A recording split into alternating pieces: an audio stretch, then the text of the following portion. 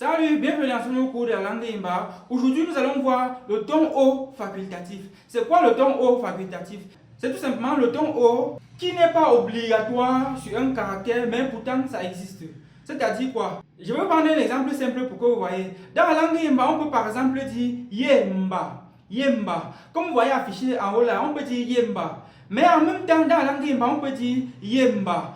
Toujours comme vous voyez affiché en haut là. Vous remarquez que parmi les deux Yemba, le premier Yemba ne porte pas de ton. Et pourtant, ça se dit Yemba. Et le second Yemba porte le ton. Et pourtant, ça se dit toujours Yemba. C'est-à-dire quoi? Qu'on écrive Yemba avec le ton haut ou qu'on écrive Yemba avec le ton bas, c'est-à-dire avec rien du tout, alors les deux se lisent exactement de la même manière.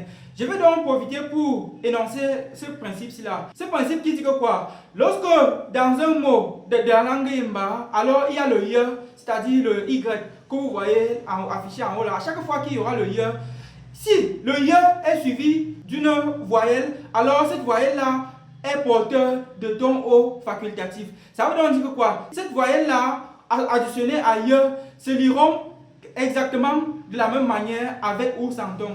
Comme je vous ai dit, on peut dire Yemba, on peut dire Yemba, comme vous voyez affiché en haut. Ici, nous parlons de ton haut facultatif. Ce ton haut facultatif-là qui se place ici sur la voyelle. Et cette voyelle-là est directement après le Y.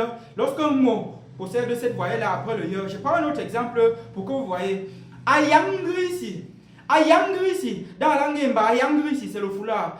Et on peut écrire Ayangrisi. Et on peut aussi écrire Ayangrisi avec le ton haut que vous voyez affiché en haut là. Vous voyez qu'après le Y, il y a le A qui peut plus ou moins porter le ton haut. Ce ton haut est appelé en Yemba un ton facultatif. Le ton haut facultatif, c'est ça que je voulais que vous voyez aujourd'hui. Donc, le ton haut facultatif de la langue Yemba se place juste après le Y, si et seulement si après le Y là, il y a une voyelle. Ça, autrement dit, si après le Y, il n'y a pas une voyelle de la langue Yemba, de l'alphabet de la langue Yemba, alors on ne parlera pas ici de ton haut facultatif. Je prends un autre exemple pour que vous voyez. Le mot ayin, on peut dire en Yemba dire ayin le termite.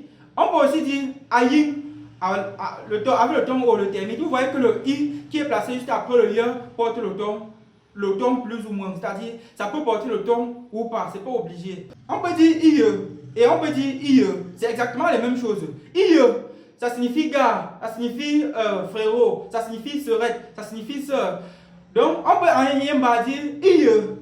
On peut aussi dire ie avec ton haut ou sans ton haut. Parce qu'après le y, il y a directement une voyelle. Pourquoi est-ce que les voyelles qui succèdent le y sont des voyelles à ton haut facultatif? C'est tout simplement parce que le y de la langue Yemba se lit un peu comme s'il avait un ton en lui-même. Donc, ça se lit un peu comme s'il avait un ton haut. Donc, c'est lié aux caractéristiques de du y qui est le y. Ce sont ces caractéristiques qui obligent ça. Et sachez aussi que des tons facultatifs de la langue Yemba existent sous plusieurs formes. La forme de ton haut facultatif que nous avons vu aujourd'hui, c'est tout simplement lié ailleurs. Maintenant, nous verrons plus tard un autre cours dans lequel je vous dirai qu'il existe aussi un autre type de ton facultatif.